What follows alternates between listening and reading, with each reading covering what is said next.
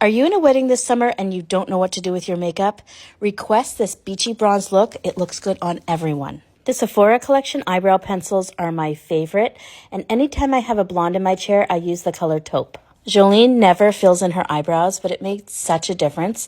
So I took a picture of this pencil for her, and she was headed to the mall to get this right after.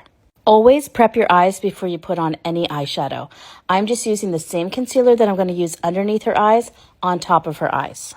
This goes right from the lash line up to underneath her eyebrow, and it's going to make these eyeshadows really pop. I'm using the eyeshadow palette from P. Louise. It's called Wedding Wish, and as you can see here, it has some of the most beautiful eyeshadow colors. And this palette is only $30, which to me is such a steal. I'm darkening up the outer corners with the color Ring on It with a small, round, fluffy brush, and I am just tapping that on and then blending it out. I want the top of her eye to really pop, so I'm using the color Commitments.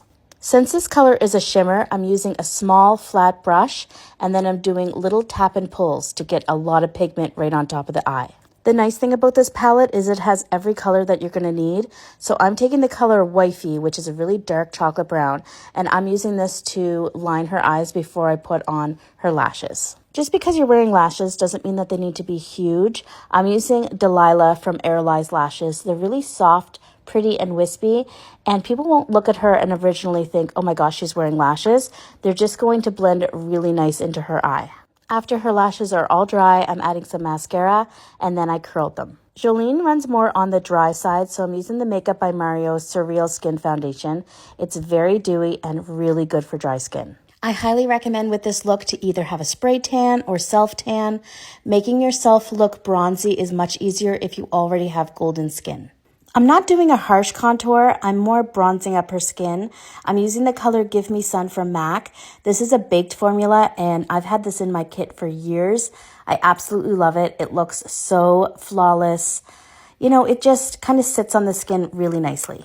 Then I want to add a really nice peachy blush. This is Sublime Flush from Hourglass, and then I'm taking the Rare Beauty highlighter, and you can see how much this highlighter just pops on her skin. I'm adding the highlighter to all the high points of her face, so her nose, underneath her brow bone, into her tear duct, and on the highest point of her cheek. One of my favorite lip combinations is Wherever Walnut from Makeup Forever. This is a lip liner.